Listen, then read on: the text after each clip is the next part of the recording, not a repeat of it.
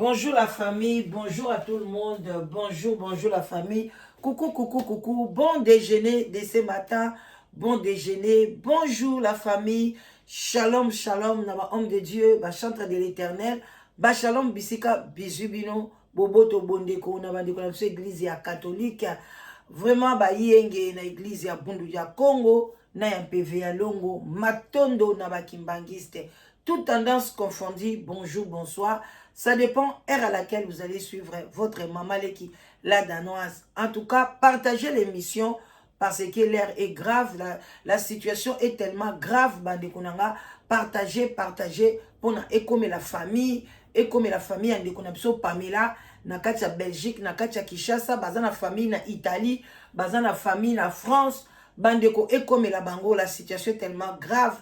Partager na nzela na yonde ekokoma soko partager na batumi bale misatu yangonde ekopanza sango pona bandeko ya Pamela bakende na Lumbangu na Cameroun bakende kozwa kor ya mwana na bango pi balandela makambo bandeko na ngai vraiment esali pasi na mawa tobosani te tokesu na Lumbangu topesi bandeko na biso ya bima ya témoin de Jéhovah néo-apostolique ya dewe, ya église, ya MMA.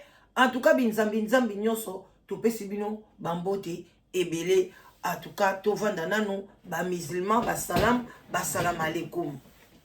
Bande konangai, ezali pasi na mawa, butu na moi, togoye bisaka bino, un jour, boko pesaka, biso ba panzisango, biso ba tunzambe, a telemisi biso pona kosunga population, na nzela ya koloma na musala na biso ya biloba loba boko mona penza ke tozalaka vraiment nécessaire et puis musala oyo nga na yela bino live together, cela veut dire kaka tovanda ensemble, solitude eza mabe et puis ezali kaka pasi pe atozali yo moko osokoli bana bazokola nde place ba mama bazomona sikoki bazana batute.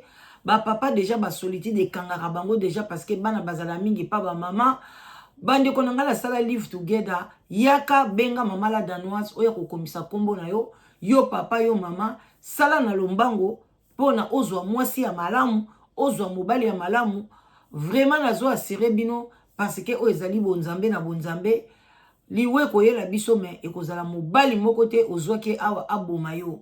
Bande konanga likambo esali pasi. Alors boya ebele, surtout ba jeune fille, ba jeune garçon, ba maman na si na yebisaki bino avant Pamela kufa na prophétisa ki yango analobi ba maman nga la ndokanga bino bandoki. Bozali kosunga bana na bino te. Fu bosunga na bana na bino. Libala commission evandaka. Eza libalo ya bien. Libalo avant déjà moi na yeba mobali wana sa yebi makambu na ye. Avant moi na mwasi ayeba mobali ayebi yake mobali wauti na famille azana bana boye azali boye bande konanga parce que avant na sangisa bino tokoma na no famille tobetaka na masolo mama mema mwana mobali awa mama mema mwana mwasi awa bande konangai vraiment ba ya pe na ba critère ya malamu faut ko insister na bana mwana ko kozala te azala likolo na yo mama mobali oyo yete mais mobali oyo ya ezana ye komona aboti na pe bana ba mibali achana na metanga olo bane mobali aza posé genre na ngai te nazomona ye kitoko te nazomona ye mukolo nazomona mwana muke nazoba bande kuna tango kala soko zobalisa bato oza na choix te. Ezalaki pe moi malamu yango nde sunga pe ba mama na biso sunga pe na ba papa parce que mutu nyoso aza na droit bala ezate mutu parce que aza mukuse ya ko bala te parce que mutu aza munene ya ko bala te mutu aza ya kokonda nyoso na mutu paza mukuse ko koma pe mulai mutu mulai pa ko koma mukuse na sens ni mutu mulai pa ko accident makole katani pa ko mi mukuse donc bande konangai boya ebele bato ebele babana babala commission ba yebi ba papa ebele o baza awa na poto batindaka ba famille na baona kisasa babalela bango basi ba yebi ndeni bavandaka na basi wana basi o baponela na famille nga naza lokola votre mama leki na yebisaka yo naza mama leki na yo makambo kokomeli Pamela eza pasi soka yaki na live together likambo elingai kokomela ete bondimela ngai alors benga mama la danoise na 00 44 74 38 03 16 23 benganga na numéro wana 0044 74 38 03 16 23. Nalobi yango malembe makasi langsom pona bo comprendre yango bien, bo benga mama la danoise, benga ozwinga te tika message na koso na sisi musala na yo ko récupérer bino. Bande ko na ngai esali pasi, mwana mwasi oboyebi na betela bino lisolo na e, bien sûr etalami makasi te, nazoyeba te poni boli ko partager te, bolongola kilo, bolaike d'abord. Émission nyonso soko mona émission zo peso mawa, ezo pesa yo kanda, eme yango, epesa yo sengo, eme ba emaka émission te ko laike ko fina parce que ezo pesa yo sengo. Te, soko ezo pesa mawa, émission mawa mona boko eme yango te. Moye pe epanzana ezate denge bo emaka yango esala rappel ke YouTube amona ke balinge mission oyo abandi yemoko ko tindela ngo batu en désordre.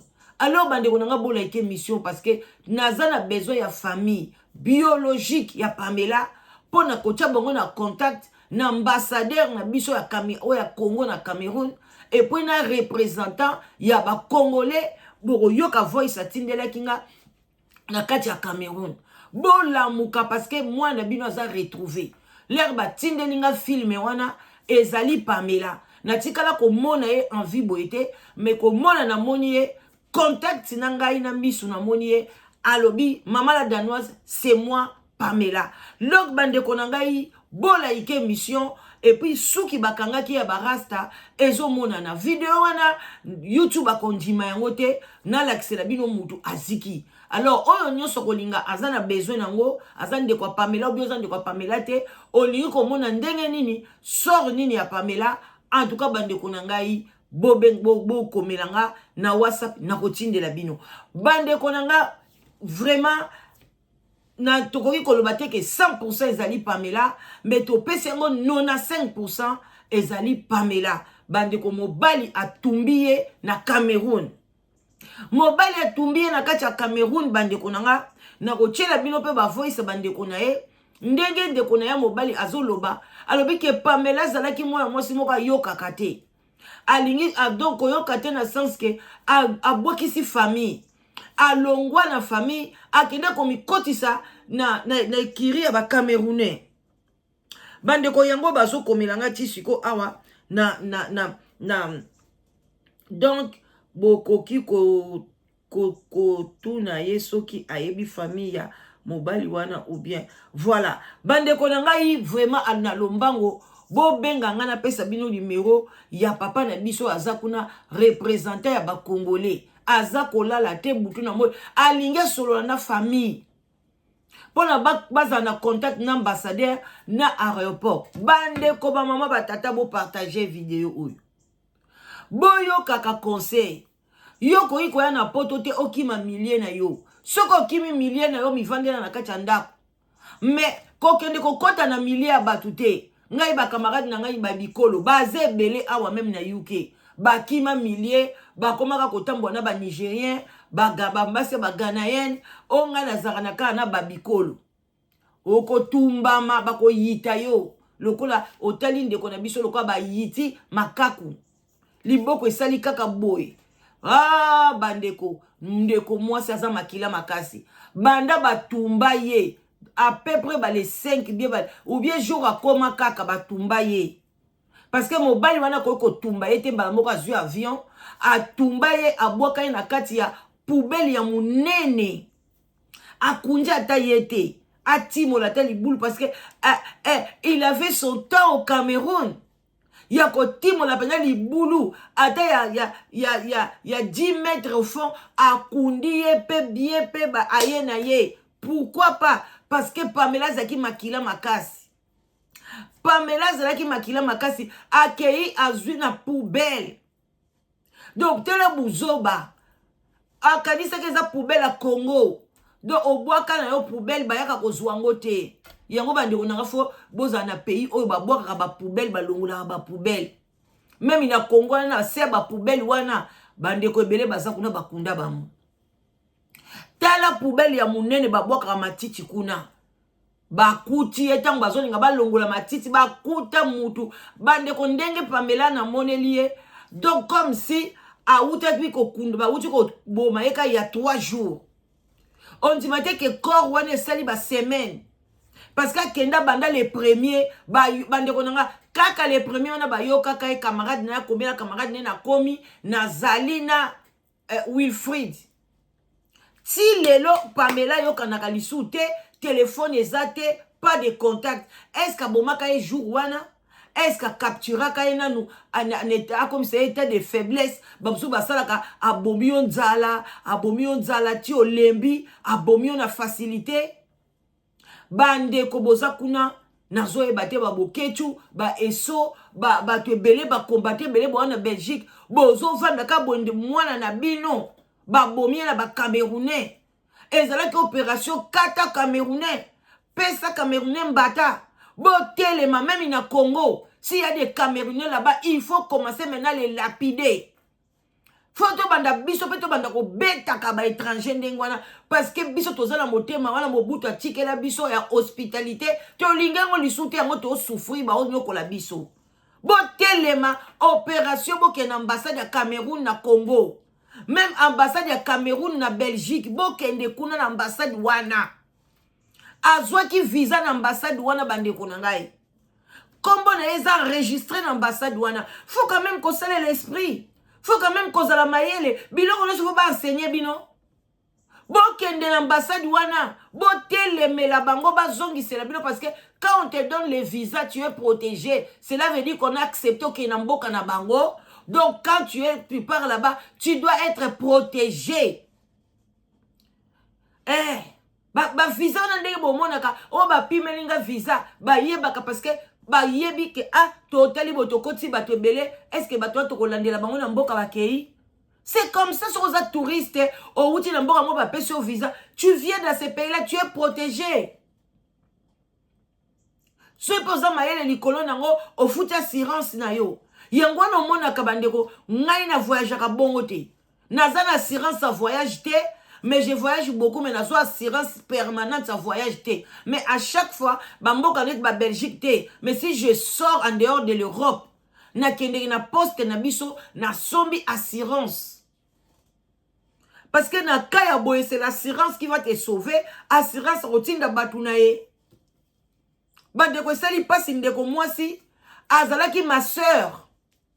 Falati kalane na couvent. Yango yoza mamelo.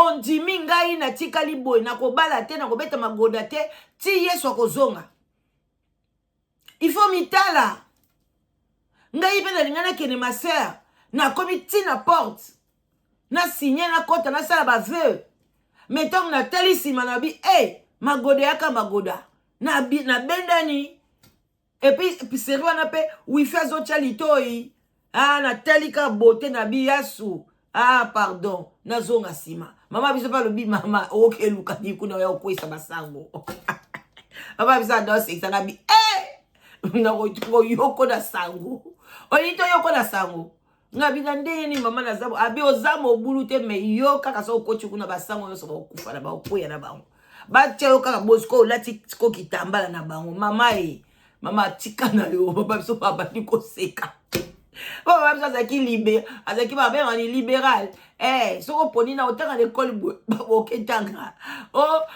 na lina ke ma sœur abi mama kende yo mo kaka mobile nanga yeyo merci beaucoup boza malamu bandeko na kimanga moko parce que bato na soko so signer vœu bato mbotela ba vie ba mamelo ebele o bakima ma sœur mususu tozana ye koto azwa problème a makasi ba mususu ba même ba sango wana moko na abenga nga na Belgique ati lelo azoluka kaka botisa mwasi soka sala ndeni vine kaka kita mata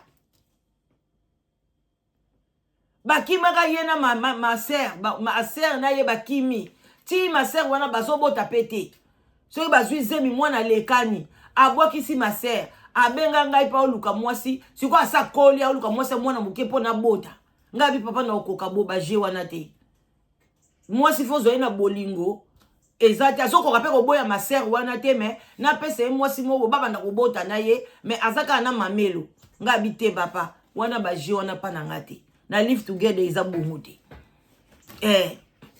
bandeko bokeba akimi mamelo aye na poto so epa yaki na mbongo kaka ya ba mamelo kokoma komi akimi asengi asile c'est normal ba pesa ye ba papier nga nazaki mamelo babandi poursuivre nga bandeka ezalaka ba violer nga na sango basali boy yango bapesaki ba papier azwi na ba papier lukuta makasi ba violer na sango basali ye boy place akomelaki abwakisi bango amikoti se pa mobali wana bapekisa ba ayoka te tindenga bimi na mboka wana camarade ka mutu ayebaki ya camerounaise ni famille ni tata na ye ni mama na ye bayebi te tata na mama ne baza baleki ne baza bayaya na ye baza bandeko pamelo sali biso boye poane pamelo lalisinga te pamelo kaninga na nzoto boye likambo nini olalisanga te pamela banda na yoka likambo na yo nanu nalata likambo mutu boye te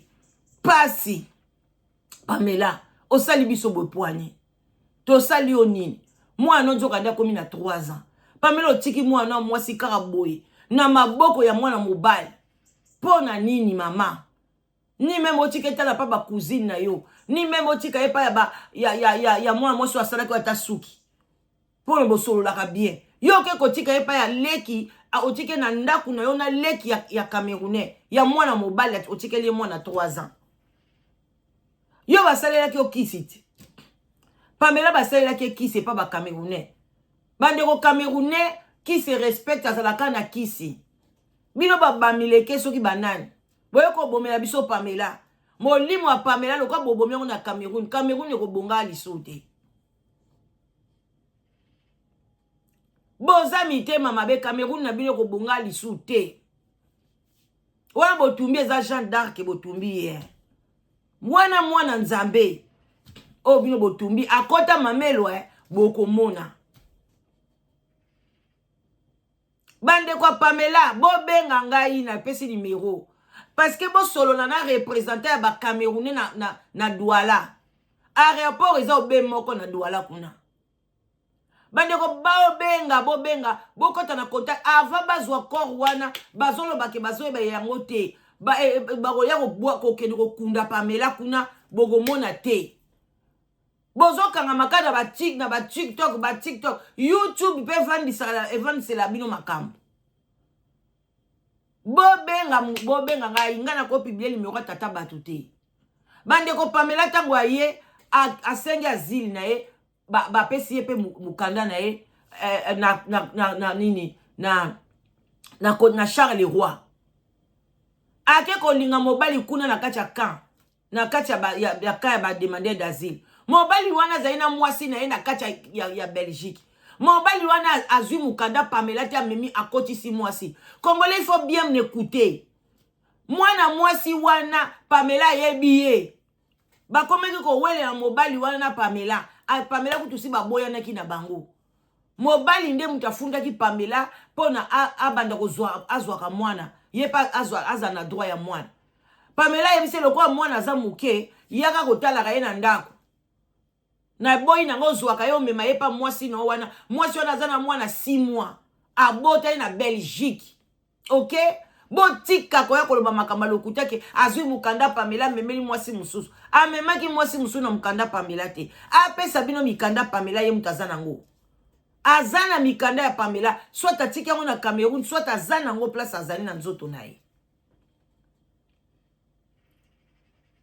bandeko esali pasi esali mawa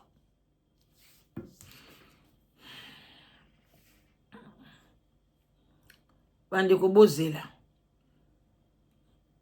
papa président kuna pe azokoma se kokoma pamela yeyo ngai obele modèle oyo kaka ngai na makambo otela bino te o télévision o bozomona bien te bokomona malamu pamela yeyo o bomona bien te pamela yeyo avant akendeki boye mwana mwasi oyo akokozanga mutetela te aza na bilongi ya batetela na zolo batetela oyo pamela oyo faza ya mutetela ndenge na o pressentir Sixième ça c'est comme on a motete là. Pas ba tete là pas li balingi ko kende na ba. Pone comme les soki okoi, soki na. À cause de la motete là. Bon moni de Pamela ke. Akufi obena suki oyo. Na video na mwana mwasi wana aza na suki ya ba mesha boy. Bandeko. Bozo mona bien. Oh maman la danoise. Salaka système moko boye. Oche ozoloba image boya ya. Wana basalaka ona ordinateur. Bo sombelanga ordinateur. Bo tina ngambo na sombe ordinateur. Et puis bandozwa nga et bandozwa temps na ko salaka bon déjeuner te. Faut lambango sala boy non. Bon déjeuner ça vite fait. OK? Na sala ngo na téléphone. Na téléphone na ko zwa tenga na vandi boye image eza o leka wana eza o loba non. Ba jona ba sala ngo na nini na ordinateur. Voilà. Et puis faut yekola ngo pe na yekola ngo te. Po na envie na nga pe ngo te. Bo ngai problème na nga boyo ka son. Na ko sala pe émission bozo mona pe ngate mais na oloba ebele ya bato basala ba émission bo mona pe bango te. Bo landa ngo très bien. Donc de bo mona nga bo beta maboko. Bana ko zape tozana mama mobo etilelo to yebi elongi na ete.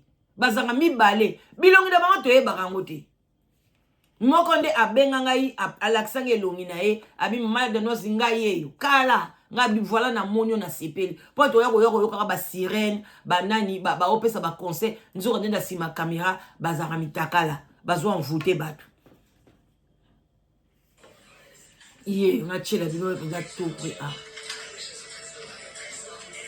je fais le 360 bon mona Pamela yeyo oyo avant jour azokende azana zemi bokomona ye pe na mwa zemi na ye deje monanaki do ba bomie na zemi botala ye bien tango bakolakisa libumu na ye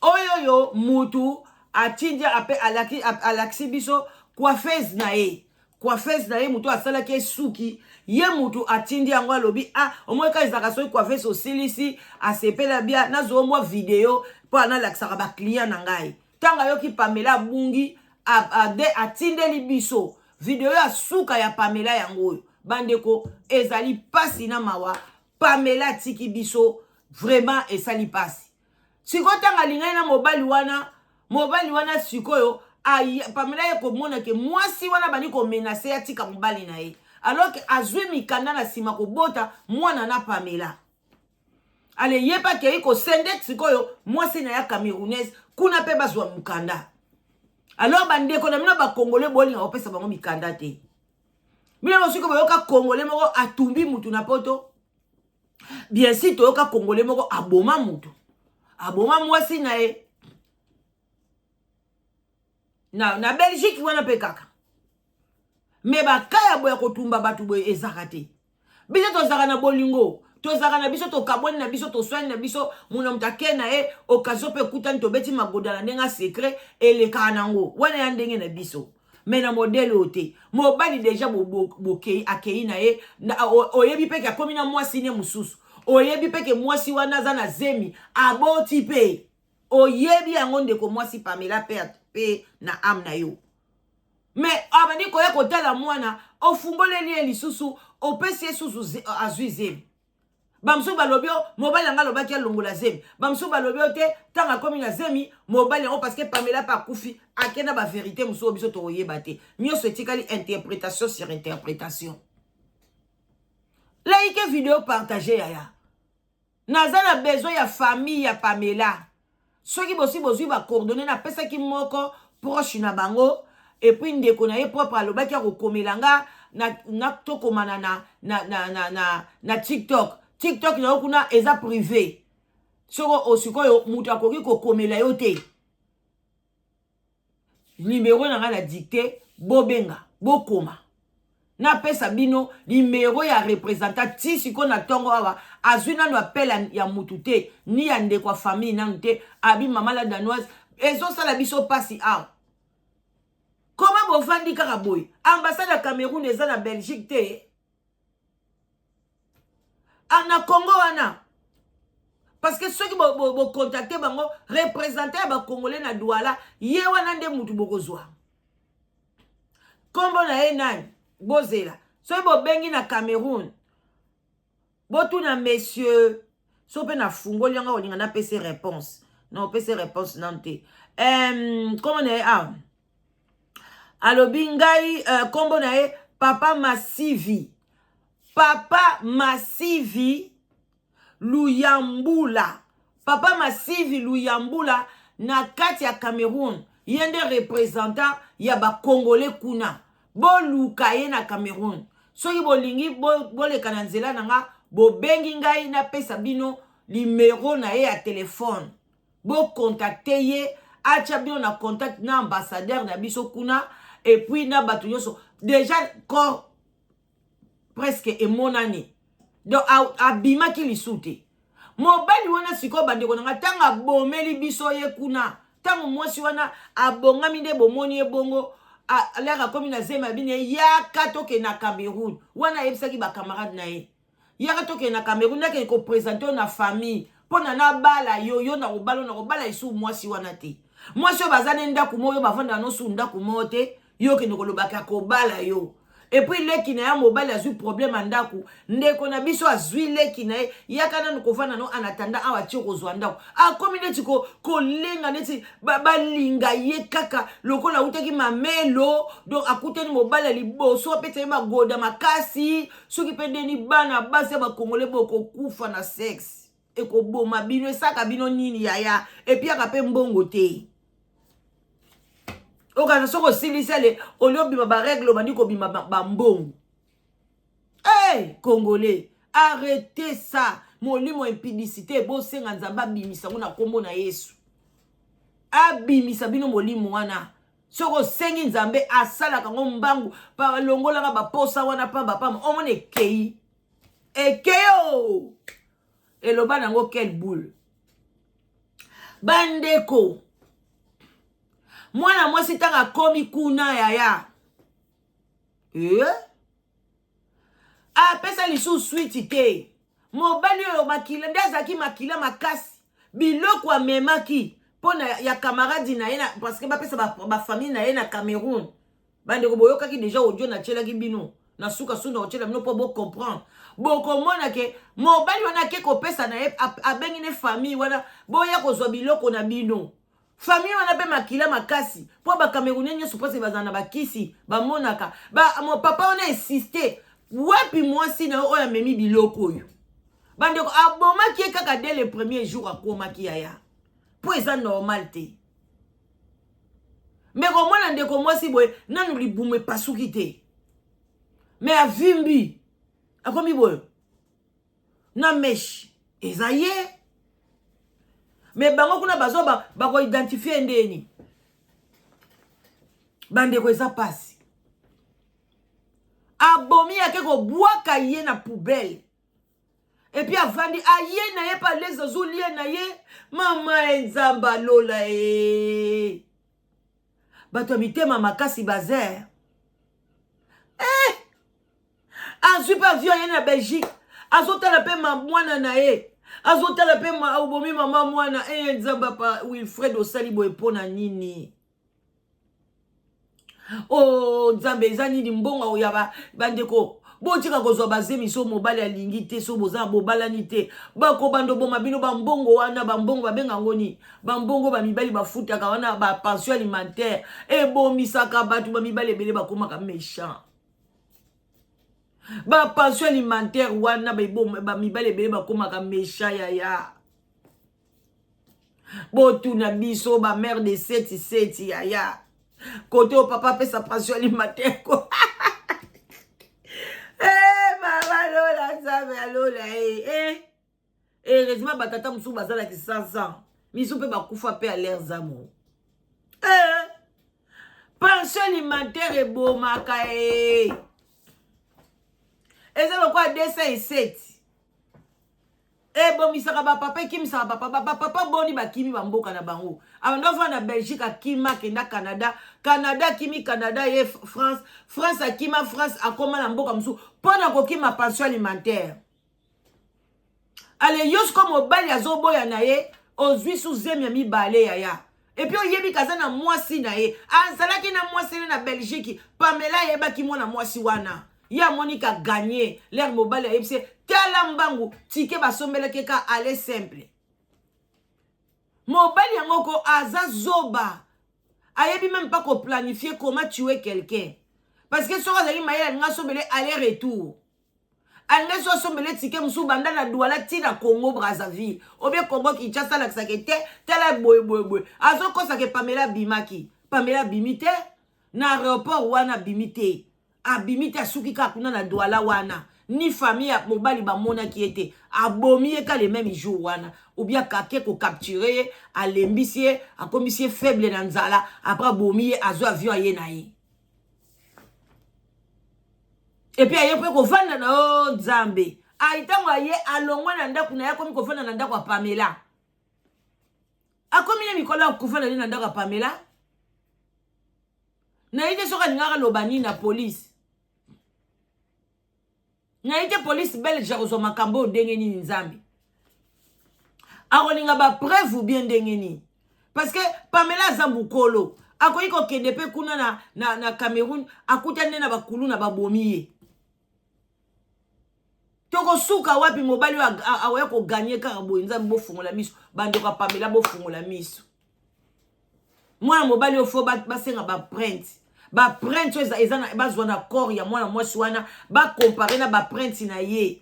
Soka lataki ba gants, soki pasa ki ndengeni. Mbeje kwa lataki ba gants. Apesa ki Pamela bisou, apesa ki Pamela mbote. Ta bakutane na aéroport. Ba landela ba print bien Nzambe na lola. Famille ya Pamela bolamuka, Pamela za na besoin justice na ye. Pamela bande ko yoka te, bande ko to yoka. Pamela kufi. Na lobi yango boye po asina pesa bino histoire nyonso. Ah nazo benga ka appel, bo sala appel. Bande ko.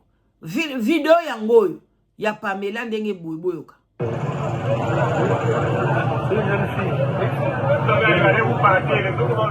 Yango na poubelle. Na on accepte nango bien te. Eza ye. Yango eza ye. Ba meshi na ye. Oyo Pamela. Ça c'est Pamela. Na ba meshi bakanga ki ye. Ba meshi mute fundi ke eza Pamela. Parce que longezo mona na te eza na se ma poubelle. Bande ko moyete, moyena la sabino bi ezate. Boye bakake poubelle yango. Poubelle yango.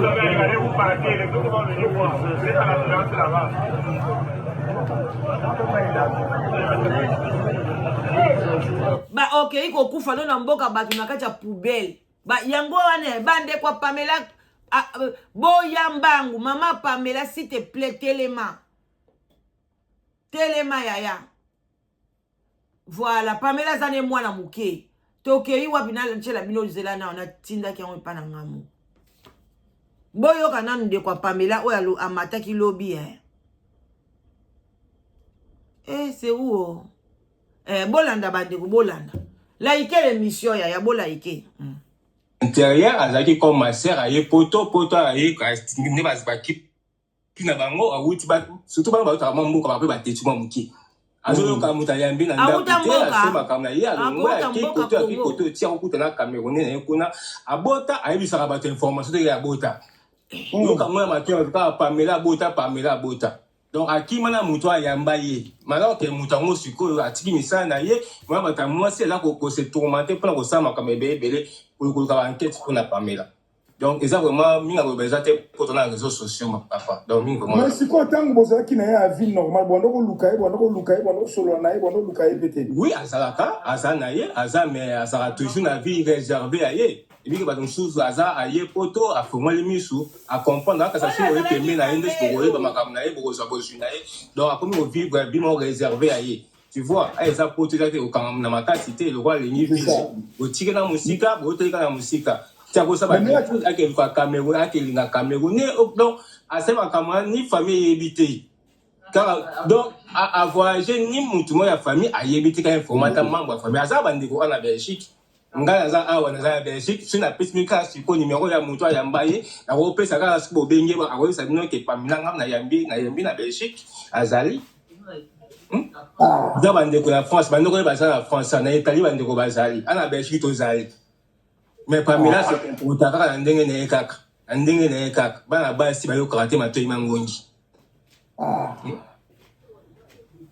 Papa Divine, balobi pourtant Aouta na couvent, Yangwana zo se comporter bongo. Ah oui, mais ça pour la bonté, Aouta qui n'a couvert tant à Mouta Yamba qui a zamta couvert, après na Mouta Yambi a fait pendant autant de mois, la qui s'est à ma pote d'Arabes, les Arabes, sur la maternité, on a dit dans la police à Missouké, bah, à bosser comme ça, Kiminda Kouana. J'ai parlé, à ce qu'il y a beaucoup de Camerounais, on s'en va n'importe où, à qui qu'on s'en va, si à comme niveau, à comme il est là. Ce que je peux savoir, soit pas si tu vas la tête, tu vas lier, et qu'on aille. Tu vois. Ah, c'est ça, c'est pas. On a mis aussi une photo, c'est la photo, na privé, là, c'est comme le 27 octobre, il y a dit, merci à personne. Beaucoup de gens ont 300 mais na maboko na za na photo awa le 27 octobre awa. C'est ça. Ouais, ça fait trop mal. Bah parents na baza en vie. Oui, parents baza en vie. Parents baza Congo kuna baza en vie comme na Congo te na Congo kuna mtamoni azate. Mais bon landela pe mobali ne wana.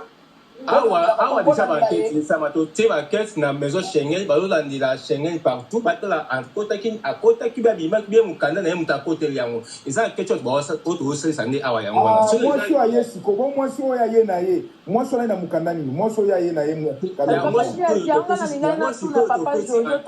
police a dit enquête moi ça la déjà OK. Moi ça ça on est toujours côté d'information le quoi maman dit maman la dano ça dit que moi qui mange ya mutu moko go siba tumi on a za posa na mama kasi vraiment pour na tabandi ko la kasi papa benga te ti siko na zo ko te ba za Pamela oyeba boro yeba eza ye eza Pamela na ba mesh wana oui maman voilà.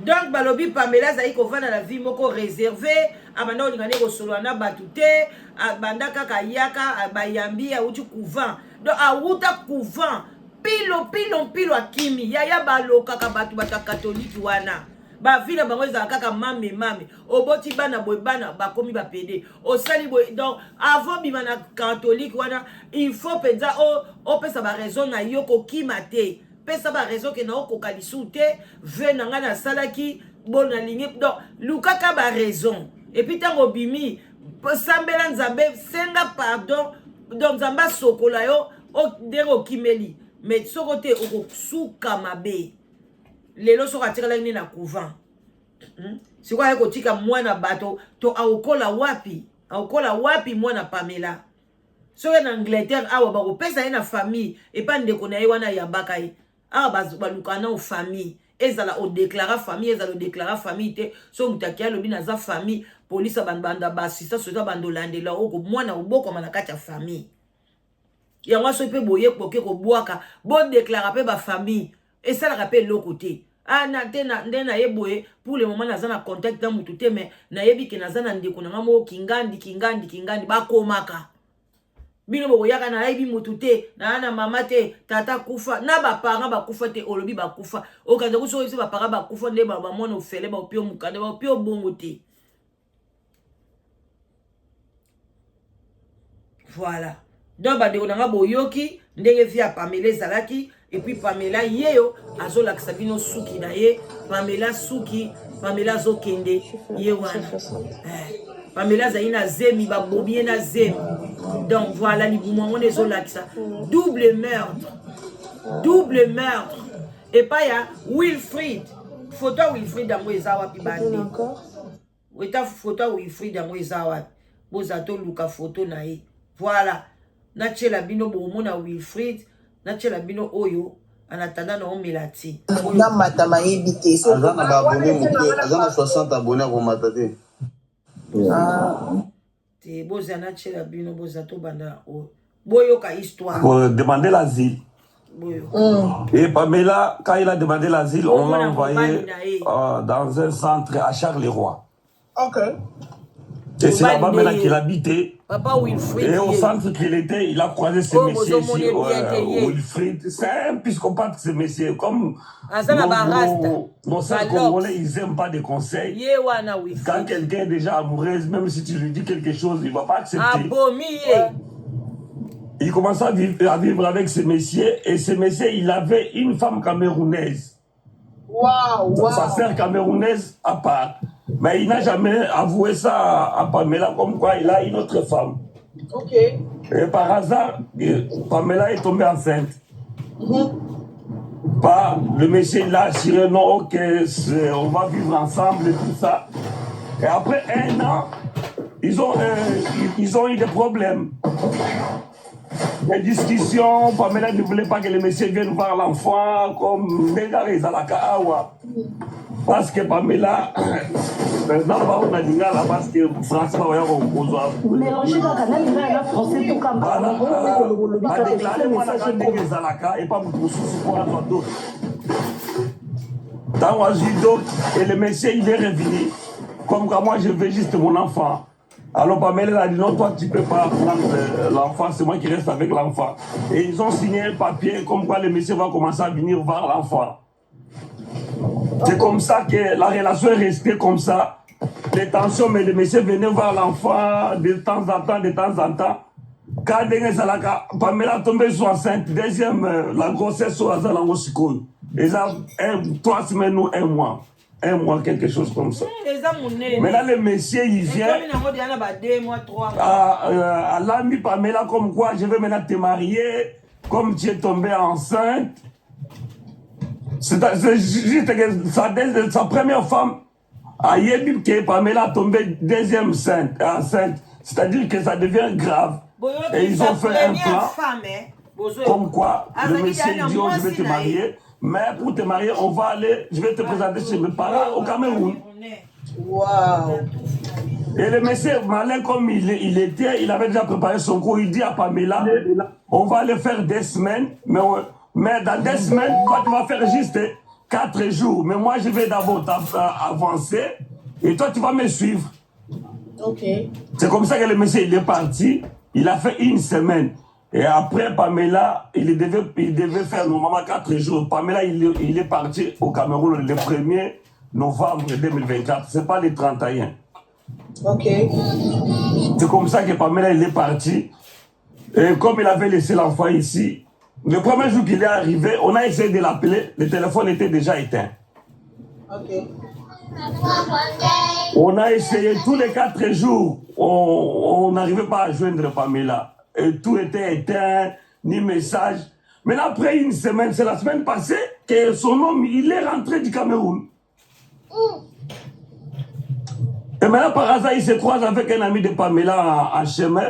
L'ami lui demande, ah ouais, Pamela, je ne vois plus Pamela. Et le monsieur répond, oh, moi aussi je cherche Pamela, je ne sais pas là où il est parti. C'est comme ça, cet ami-là a appelé Jolie. Parce que Jolie, c'est une cousine à nous aussi. Quand Pamela était chez nous, et après il est parti chez Jolie.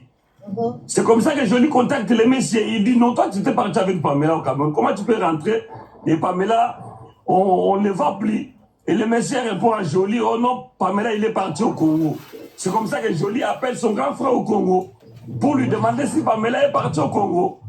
Son grand frère dit, non, Pamela ne nous a jamais appelé pour venir au Congo. C'est comme ça que Jolie a pris une autre grande sœur pour aller voir le monsieur pour qu'il donne les explications claires. C'était un peu flou. C'est comme ça ils ont parti là-bas chez le monsieur hier la nuit.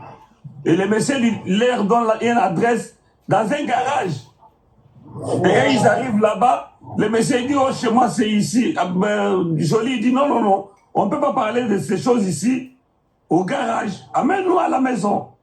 Là où il y a l'enfant de Pamela. C'est comme ça, le monsieur, tellement la pression était énorme, allez, il a cédé, il est monté avec eux à la maison. Et à la maison de Pamela, ils ont trouvé maintenant la femme camerounaise avec un enfant de 6 mois, avec l'enfant de Pamela. Waouh. Maintenant, on demande de monsieur, mais qu'est-ce qui se passe? Allez, comme la tension était déjà énorme, ils ont commencé à se disputer. Maintenant, la femme camerounaise, elle appelle la police, et Jolie aussi, elle appelle la police. En attendant la police qu'il arrive, la police n'a pas arrivé tout de suite, et ils sont descendus en bas. Et quand ils sont descendus en bas, c'est monsieur maintenant qui dit à Jolie, oh non, Pamela était venue au Cameroun, je l'ai reçu à l'aéroport, il avait des bagages, il y avait un bagage qu'un copain, je ne sais pas qui l'avait donné à quelqu'un là-bas, et les bagages étaient perdus. Maintenant, il y a quelqu'un qui a appelé Pamela au téléphone, et Pamela, elle a dit au monsieur, au moins, et toi, c'est fini.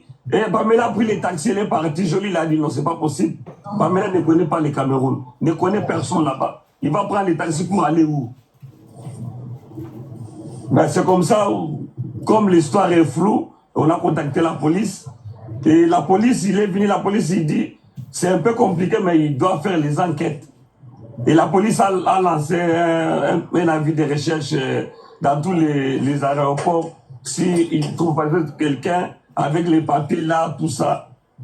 Mais nous, on attend la police. Je ne sais pas si on va faire quoi pour le moment. On est tous bloqués. Bon, moi de mon côté, je dirais seulement que la communauté appelle encore la police. Vous comprenez? Que chacun de nous appelle la police de son côté pour signaler.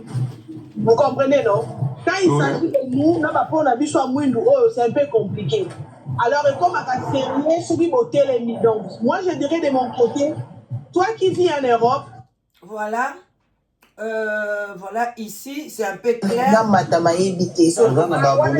Azana 60 abonnés pour Matate. Yeyo, mobali ye wana. Bande konanga ba Camerounais. Boluka ndeko na bino abimisela biso Pamela. Pona nini koboma mutu? Pona nini bande kona komi na suka? Oui, c'est... Bande kona komi na suka, so na bina bandolo bana bandolo batina bandolela. Yaya, s'il vous plaît. Omoni vidéo oyo partager. To luka Pamela, justice à Pamela. Justice ya Pamela. Bande konanga Belgique, nga so na ina Belgique. Na ebite. Na linga penya na sala o bonge bomona. Justice ya Pamela bandeko. Boloba français. Bandeko na ezate ka wa o anglais passe. Boloba français biso stouti na mboka français. La justice de Pamela soit faite. Akoyi ko kufa au nom de l'amour te. Ce n'est pas normal. Moi na bomoni ndenga bimine sengo. Atie modala mibwaka mina suki na ye. Abi azolanda mobali molonga ni na ye. Bandeko na suki wana lobi musleto kende misala. Partagez la vidéo. Nzamba touche mitema na bino. Bo partager vidéo oyo. Bo partager vidéo oyo bandeko nanga. Corps wana ba moni eza corps ya Pamela. Moi j'ai vu ça na zoomé yango. Corps à Pamela ba souki wana ba mèche. Eza Pamela. On a tué Pamela au Cameroun.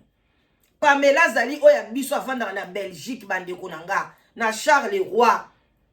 Aza mwana poto.